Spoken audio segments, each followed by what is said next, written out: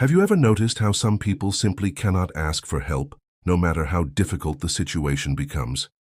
They would rather stay awake until 2 in the morning fixing a broken pipe than call a repairman. They would rather spend weeks teaching themselves a skill than let someone else do it for them. They would rather struggle in silence than admit they need support. At first glance, this may look like stubbornness or pride, but beneath the surface, something much deeper is happening. For many people, doing everything alone is not just a habit. It becomes an identity. Somewhere in life, they learned that depending on others can be risky. Maybe promises were broken, maybe support was inconsistent, maybe when they needed help most, nobody came. Over time, the mind adapts. It creates one powerful rule: if I handle everything myself, I stay safe. Psychologists often connect this behavior to self-reliance developed through experience. When a person repeatedly solves problems alone, the brain starts associating independence with survival. Every challenge they overcome reinforces the belief that they only need themselves. Fixing things becomes more than solving problems. It becomes proof of competence, proof of strength, proof that they are capable in a world that once felt unreliable. There is also a strong connection to control. Life can feel unpredictable, but when someone repairs something with their own hands, they feel certainty. They know the job was done right. They know nobody will disappoint them. They know the outcome depends on their own effort. For people who have experienced chaos, control can feel incredibly comforting. This is why many highly independent people struggle to delegate tasks. It is not always because they think others are incapable. Sometimes it is because trusting others creates anxiety. Letting someone else take over means accepting uncertainty, and uncertainty feels uncomfortable.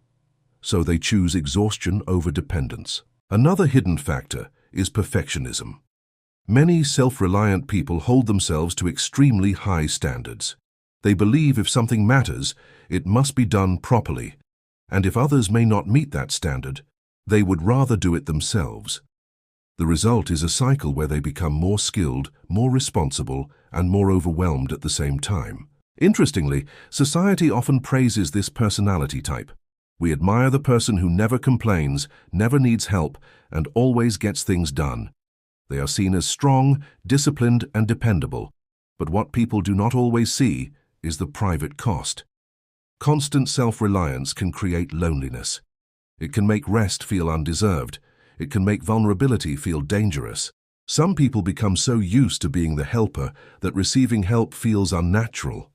Compliments make them uncomfortable. Support feels suspicious. Even kindness can create stress because deep down, they are not used to depending on anyone. They know how to carry weight, but not how to share it. Attachment theory offers another explanation. Early relationships teach us whether people are safe, available, and emotionally consistent. If someone grows up learning that support is unreliable, they may become hyper-independent adults. They stop expecting help before they even ask for it. They convince themselves they do not need anyone, when in reality, they simply learned not to trust need itself. Yet this trait can also become a superpower. Self-reliant people are often resilient, resourceful, and calm under pressure. They solve problems quickly. They adapt well. They become highly competent because life trained them to be. In difficult moments, they are often the ones everyone depends on. But every strength can become a weakness when taken too far. Independence becomes harmful when it blocks connection.